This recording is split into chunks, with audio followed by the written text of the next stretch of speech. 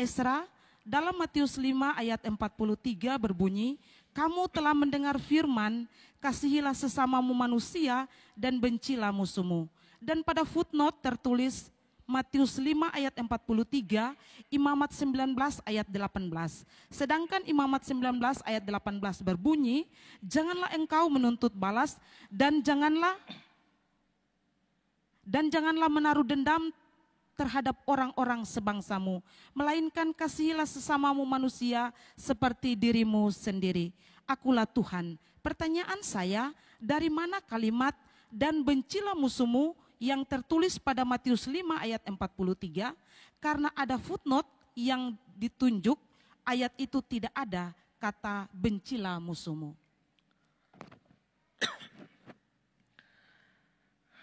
Ya, coba kita lihat ayat 43 dan 44 dari Matius pasal yang ke-5. Kamu telah mendengar firman, kasihilah sesamamu manusia dan bencilah musuhmu. Lalu ayat 44-nya, tetapi aku berkata padamu, kasihilah musuhmu dan berdoalah bagi mereka yang menganiaya kamu. Nah, kalau dari ayat 43 ini, kamu telah mendengar firman, kasihilah sesama manusia dan bencilah musuhmu, maka kelihatannya kalimat itu ada dalam perjanjian lama. Dan berarti ada di dalam perjanjian lama yang mengajar bahwa manusia atau orang harus mengasihi sesama dan membenci musuh. Karena kata-katanya adalah, kamu telah mendengar firman, kasihilah sesama manusia, pertama, bencilah musuhmu. Berarti itu merujuk pada perjanjian lama dan saudara sudah melihat footnote-nya di Imamat 19 ayat 18. Ternyata kasihi sesamamu manusia ada. Tetapi bencilah musuhmu itu tidak ada. Lalu kalau Yesus mengatakan, tetapi aku berkata padamu, kasihilah musuhmu dan berdoalah bagi mereka yang menganiaya kamu. Artinya, Yesus menempatkan kata-katanya, otoritas kata-katanya di atas firman di dalam perjanjian lama itu. Nah sekarang kita mau bertanya, atau saudara bertanya, dari mana atau bagian mana perjanjian lama yang mengajar seperti itu? Nah kalau kita melihat firman di dalam perjanjian lama, maka memang di perjanjian lama ada perintah atau ada ajaran untuk mengasihi musuh seperti yang saudara sudah tunjukkan di footnote-nya Imamat 19 ayat 18. Tapi firman yang mengajar kita untuk membenci musuh itu tidak ada. Di seluruh perjanjian lama tidak ada ajaran bahwa kita harus membenci musuh, tidak ada. Bahkan justru dalam perjanjian lama sendiri itu ada ajaran untuk mengasihi musuh. Saya beri contoh misalnya Amsal 25:21. Jikalau seterumu lapar, berilah dia makan roti. Jikalau dia dahaga, berilah dia minum air. Karena engkau akan menimbun bara api di atas kepalanya dan Tuhan akan membalas itu padamu. Ayat ini jelas mengajarkan bahwa musuh atau seteru sekalipun itu harus diberi makan, diberi minum. Berarti ini ajaran musuh dikasihi, bukan dibenci.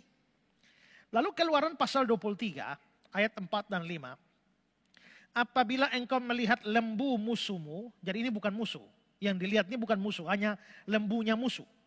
Apabila engkau melihat lembu musuhmu atau keledainya yang sesat, bukan musuh yang sesat, keledainya, maka segeralah kau kembalikan binatang itu. Apabila engkau melihat rebah keledai musuhmu, karena berat bebannya, maka janganlah engkau enggan menolongnya. Haruslah engkau rela menolong dia dengan membongkar muatan keledainya. Jadi saudara perhatikan, kalau keledai musuh itu rebah saja harus ditolong, apalagi musuhnya. Jadi memang kita bisa melihat bahwa tidak ada di dalam perjanjian lama. Ajaran membenci musuh tidak ada. Ajaran mengasihi musuh itu ada. Nah kalau memang tidak ada, lalu menjadi persoalan Matius 5 ayat 43 tadi. Kamu telah mendengar firman, kasihilah sesama manusia, bencilah musuhmu. Firman mana yang Yesus maksudkan di situ? Nah sebenarnya bukan firman yang ditentang oleh Yesus. Kalau Yesus seolah-olah dia menentang firman. Kamu telah mendengar firman, bencilah musuh. Tetapi aku berkata padamu, berarti seolah-olah Yesus mau membatalkan apa yang di dalam perjanjian lama itu. Tidak. Ya, Yesus tidak membatalkan firman Allah.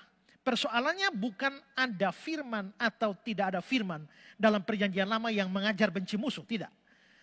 Persoalannya adalah pada Alkitab terjemahan baru Lembaga Alkitab Indonesia yang kita pakai.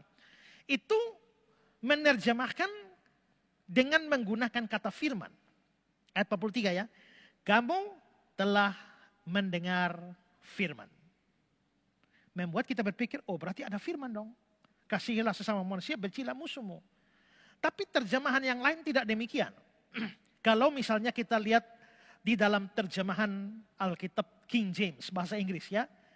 Ye have heard that it had been said. Kamu telah mendengar bahwa dikatakan. Bukan firman. Kamu telah mendengar bahwa dikatakan. Atau contemporary English version menerjemahkan, you have heard people say. Kamu telah mendengar orang berkata. Ya. Tak usah jauh-jauh dalam bahasa Inggris. Di dalam Alkitab Lembaga Alkitab Indonesia terjemahan yang lama saja. Sama-sama terjemahan Lembaga Alkitab Indonesia tapi terjemahan yang lama. Itu tidak menggunakan kata firman juga. Bunyinya, kamu sudah mendengar perkataan demikian. Hendaklah engkau mengasihi temanmu dan membenci seterumu. Terjemahan Indonesia sehari-hari juga. Kalian tahu bahwa ada juga ajaran seperti ini. Cintailah kawanmu, bencilah musuh-musuhmu. Jadi sebenarnya yang bikin menjadi persoalan adalah terjemahan Lembaga Alkitab Indonesia yang menggunakan kata firman. Sehingga membentuk pemikiran kelihatannya ada satu bagian firman dalam perjanjian lama yang mengajar benci musuh. Padahal tidak ada. Jadi jelas bahwa di sini Yesus bukan mengacu kepada ayat perjanjian lama.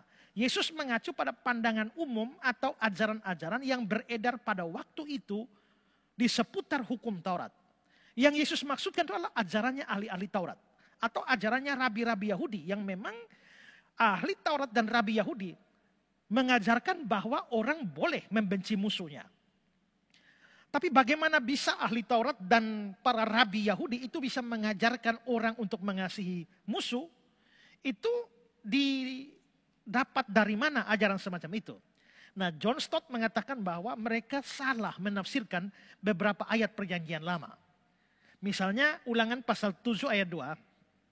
Dan Tuhan Allahmu telah menyerahkan mereka kepadamu sehingga engkau memukul mereka kalah. Maka haruslah kamu menumpas mereka sama sekali. Jangan engkau mengadakan perjanjian dengan mereka. Janganlah engkau mengasihani mereka.